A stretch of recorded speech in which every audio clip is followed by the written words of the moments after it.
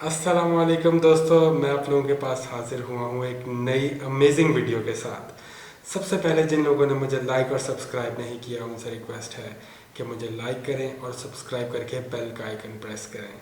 दोस्तों, आज मैं आप लोगों को एक अमेजिंग जर्नी पर लेकर चलूँगा जिसमें आप विटनेस करेंगे कि कैसे कटिंग एज टेक्नोलॉजी ने हमारी दुनिया की तारीख बदल कर रख दी है। दोस्तों, टेक्नोलॉजिकल एडवांसमेंट्स के इस सफ़र में हम डिजिटल रेवोल्यूशन का जिक्र करें तो उसके पायनियर्स में एलन ट्यूरिंग का नाम लिया जाएगा। एलन ट्यूरिंग एक इंग्लिश मैथमेटिशियन थे, कंप्यूटर साइंटिस्ट थे, लॉजिशियन थे, क्रिप्टो एनालिस्ट थे, फिलोसोफर थे एंड थ्योरेटिकल बायोलॉजिस्ट थे, और जिन्होंने थ्योरेटिकल कंप्यूटर साइंस की फॉर्मुलेशन में एक बहुत ही बुनियादी किरदार अदा किया। और अपनी ट्यूरिंग मशीन से उन्होंने एल्गोरिदम और कंप्यूटेशन के कॉन्सेप्ट्स की फॉर्मलाइजेशन की, जो आजकल के दौर में जनरल पर्पस कंप्यूटर का एक मॉडल बन गया है। और दोस्तों, इसके साथ साथ ही पर्सनल कंप्यूटर्स की रेवोल्यूशन जो कि 70s से 80s के दरमियान आई, उसमें एक बहुत ही अहम किरदार अदा किया वो स्टीव जॉब्स थे, जो कि एक इन्वेंटर थे, एक इन्वेस्टर थे, और आजकल हम उन्हें एप्पल की वजह से भी जानते हैं। इनकी इसी रेवोल्यूशन की वजह से आजकल की हमारी जो लाइफ पावर अप हो रही हैं वो उनके ही इन्वेंशन की वजह से हुई। और पंच कार्ड से लेकर पर्सनल कंप्यूटर्स तक का सफ़र हमारी इस दुनिया को बहुत ही इंटरेस्टिंग बना देता है। चलें आगे देखते हैं और क्या क्या एडवांसमेंट्स आई हैं। दोस्तों, टेक्नोलॉजी के इस सफ़र में इंटरनेट एज का जिक्र किया जाए तो वर्ल्ड वाइड वेब ने हमारा कम्युनिकेट करने का तरीका, इंफॉर्मेशन को एक्सेस करने का तरीका और बिजनेस करने का तरीका बदल कर रख दिया है।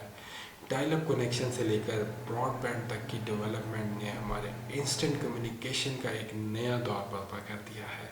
और 5G टेक्नोलॉजी भी अंडर डेवलपमेंट है, जो कि वायरलेस कम्युनिकेशन को मज़ीद रिलायबल बना देगी।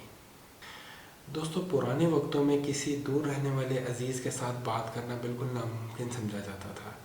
लेकिन टेक्नोलॉजी के इस दौर में जब मोबाइल रेवोल्यूशन आई तो ये एक बहुत ही आम सी चीज़ बनकर रह गया है किसी दूर रहने वाले के साथ बात करना। और जब ये चीज़ ईजाद हुई तो कॉर्डलेस फ़ोन्स होते थे जो ब्रिक के साइज़ के होते थे, लेकिन दौर इतनी तेज़ी से बदल रहा है कि तमाम तर दुनिया जहान की इंफॉर्मेशन और टेक्नोलॉजी हमारी हथेली पर आ गई है और स्लीक स्मार्टफोन्स की शक्ल इख्तियार कर गई है, और हमारा बात करने का, खेलने का और कनेक्टेड रहने के तमाम तरीके बदल गए हैं।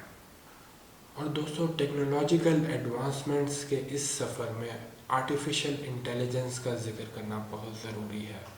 और ये देखना बहुत ज़रूरी है कि आर्टिफिशियल इंटेलिजेंस कैसे एक गेम चेंजर साबित हुई है, और मशीन्स कैसे लर्न कर रही हैं, कैसे अडेप्ट कर रही हैं, और कैसे रोबोट्स ने इंसानों की जगह ले ली है। ये देखना अभी बाकी है कि फ्यूचर में सिरी और ड्राइवरलेस कार्स के अलावा क्या क्या टेक्नोलॉजिकल एडवांसमेंट्स आर्टिफिशियल इंटेलिजेंस के थ्रू होती हैं। और दोस्तों, हमें ये सोचने पे मजबूर कर दिया गया है कि आने वाले दौर में आर्टिफिशियल इंटेलिजेंस हमारे लिए कितनी मुफीद साबित होती है, और क्या आने वाले दौर में इंसानियत के लिए ये एक ख़तरा भी साबित हो सकेगी या नहीं, ये देखना बाकी है। तो फॉसिल फ्यूल्स की बर्निंग की वजह से हमारा इन्वायरमेंट बहुत ही डिस्ट्रॉय कर दिया गया था, जिसकी वजह से कंसर्न्स रेज हुए और रिन्यूएबल एनर्जी इनोवेशंस की तरफ लोगों का ध्यान गया, जिसकी वजह से सोलर एनर्जी, विंड टर्बाइंस और इलेक्ट्रिकल कार्स की तरफ लोगों का रुझान हुआ है, जिसकी वजह से एक सस्टेनेबल फ्यूचर नज़र आ रहा है। दोस्तों, हेल्थ केयर के सेक्टर में टेक्नोलॉजिकल एडवांसमेंट्स की बात किया जाए तो बायोटेक्नोलॉजिकल ब्रेक थ्रूज हुए हैं, जिसमें क्रिस्पर टेक्नोलॉजी ने बहुत ही मुफीद किरदार अदा किया है। इस टेक्नोलॉजी के थ्रू हम अपने जीन्स में डीएनए सीक्वेंसेस को ऐड, डिलीट या रिप्लेस भी कर सकते हैं, और ये काम बहुत ही प्रिसाइजली भी किया जा सकता है। आने वाले दौर में देखना बाकी है कि ये टेक्नोलॉजी कितनी मुफीद साबित होती है। क्रिस्पर टेक्नोलॉजी का मतलब है clustered regulatory interspaced short palindromic repeats. और दोस्तों, टेक्नोलॉजी के इस सफ़र में क्वांटम कंप्यूटिंग का जिक्र किया जाए तो क्रिप्टोग्राफी और मटेरियल साइंस की फील्ड्स में बहुत इनोवेशन हुई है, और कंप्यूटेशन के ज़रिए बहुत ही कॉम्प्लेक्स प्रॉब्लम्स को सॉल्व किया जा रहा है। इसके साथ साथ ब्लॉकचेन टेक्नोलॉजी के फ़रोग से बिटकॉइन और एथेरियम जैसी क्रिप्टो करेंसीज को बहुत ग्रोथ मिली है। اور دوستوں ٹیکنالوجیکل ایڈوانسمنٹس کے اس سفر میں اسپیس ایکسپلوریشن میں بے تحاشا ترقی دیکھنے میں آئی ہے۔ پرانے وقتوں میں تو لوگوں کو یہ بھی معلوم نہیں تھا کہ ہمارا یہ پلانٹ راؤنڈ ہے یا فلیٹ، لیکن آنے والے کچھ دور میں دیکھنا یہ باقی ہے کہ انسان کیا اس پلانٹ کو چھوڑ کے کسی دوسرے پلانٹ پر بھی رہنے کے قابل ہو پائے گا یا نہیں، کیونکہ کچھ عرصہ پہلے ناسا نے انسان کو چاند پر تو پہنچا دیا ہے، لیکن اب ایک مین کردار دو لوگ ادا کر رہے ہیں، جن میں سب سے پہلا نمبر آتا ہے ایلون مسک کا، جو کہ ایک بلینئر ہیں اور دنیا کے امیر ترین آدمی بھی ہیں۔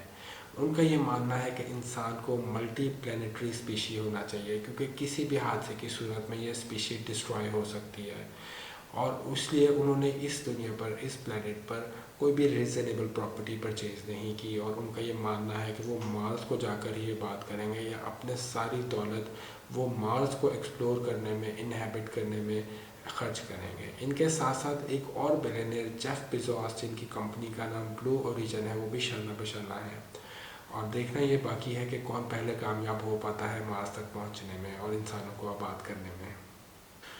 اور دوستوں ٹیکنالوجیکل ایڈوانسمنٹس کے اس سفر میں ہم اگر میجر ایڈوانسمنٹس کو ریویو کریں